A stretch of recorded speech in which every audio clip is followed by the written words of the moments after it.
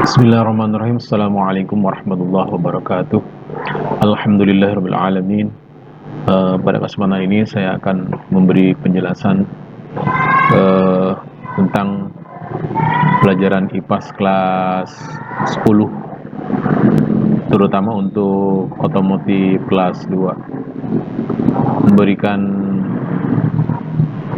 tutorial atau memberikan pengajaran IPAS kelas 10, yaitu terutama pada bab 2 zat dan pertumbuhan, disampaikan oleh Asuf Rahman, SMK 4 Garut, September 2002. Tujuan pembelajaran ini yaitu mengklasifikasikan zat berdasarkan wujud dan komposisinya, mengidentifikasikan pengukuran sifat kimia dan fisis, mengidentifikasikan perubahan fisika, kimia, dan biologi, mengklasifikasikan bahan berbahaya dan beracun, mempersepsikan hasil pengolahan bahan berbahaya dan beracun. Jadi siswa ini diharapkan tujuan pembelajarannya itu ini ada 5 poin yang tadi telah disebutkan. Selanjutnya pada pembelajaran ini yaitu klasifikasi materi berdasarkan wujud materi, padat atau solid, cair. Cair itu terbagi dua. Cair ini terbagi dua, yaitu liquid dan aqueous. Liquid itu contohnya minyak yang tidak bisa dapat bercampur dengan air. Kalau aqueous itu berupa cair yang dapat bercampur dengan air. Sifatnya hidrofilik, yaitu bisa bercampur dengan air. Kedua, gas. Gas ini berupa gasnya. Itu materi dibagi menjadi dua, ini zat tunggal dan campuran. Zat tunggal bisa dibagi dua menjadi unsur dan senyawa. Zat tunggal yaitu zat yang tidak dapat dipisah-pisahkan melalui reaksi kimia. Contohnya ya ini unsur dan senyawa. Kalau campuran itu dua atau lebih zat yang dicampurkan melalui tanpa reaksi kimia. Ini zat tunggal. Unsur ada dua, ada unsur logam, ada unsur non logam, ada unsur metaloid. Unsur logam itu dia bersifatnya mengkilap. Kalau senyawa ini gabungan dua unsur atau lebih yang melalui reaksi kimia dengan takaran tertentu, ya, dengan takaran tertentu. Ya, selanjutnya campuran. Kalau yang campuran ini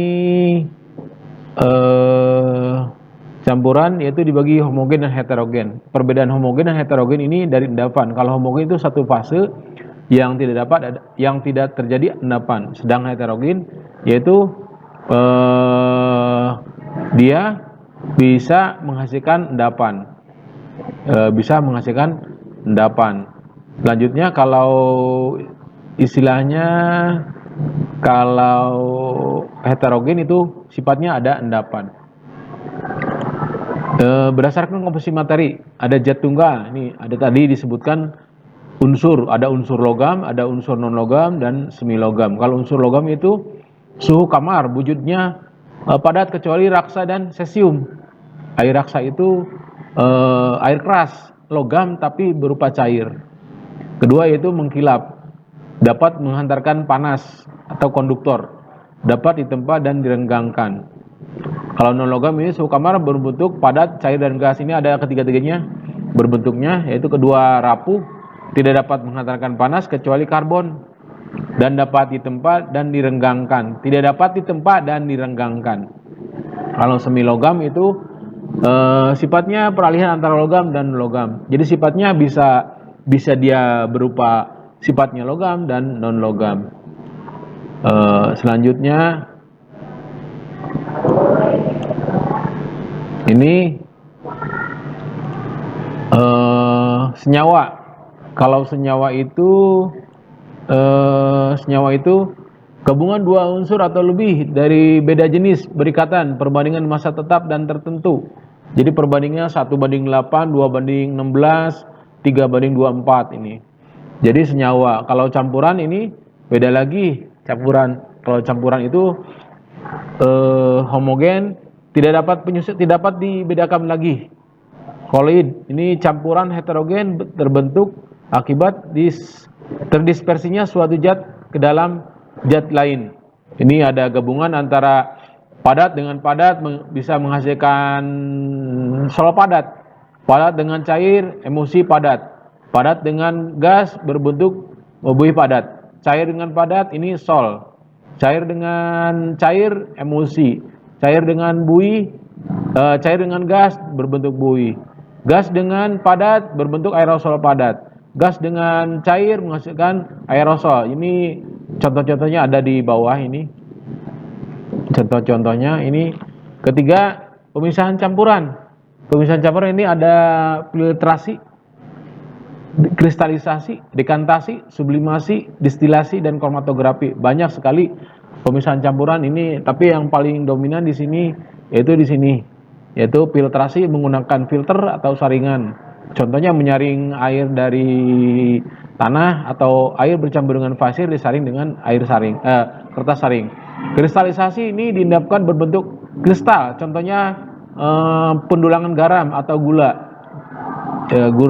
Dekantasi yaitu melarutkan cair berbentuk endapan. Contohnya penjernih airnya yang keruh dijernihkan dengan toas atau dengan penggunaan biodiesel, pemisahan gliserol dengan pembuatan biodiesel. Sublimasi, pemisahan campuran tanpa melalui fase cair. Contohnya pewangi kamper. Distilasi, pemisahan campuran berdasarkan titik didih. Misalnya fraksi minyak bumi atau produksi aquades didistilasi, jadi diuapkan. Setelah diuapkan, dia mengembun, embunnya itu adalah hasil distilasi. Ini kromatografi, pemisahan campuran berdasarkan pola gerak. Kromatografi yaitu pemisahan, contohnya dalam suatu tinta dia berwarna hitam, bisa jadi dia menggunakan ini kertas saring, dia bisa berpisah atau memisahkan diri. Ini warna merah, dia memisahkan warna biru, warna kuning, dia tergantung dari kecepatan tinta tersebut. Selanjutnya, ya segitu saja. Mudah-mudahan bermanfaat dalam pemisahan campuran ini, unsur senyawa, logam, non logam, semi metaloid. Selanjutnya larutan dan campuran. Mudah-mudahan ada manfaatnya. Assalamualaikum warahmatullahi wabarakatuh.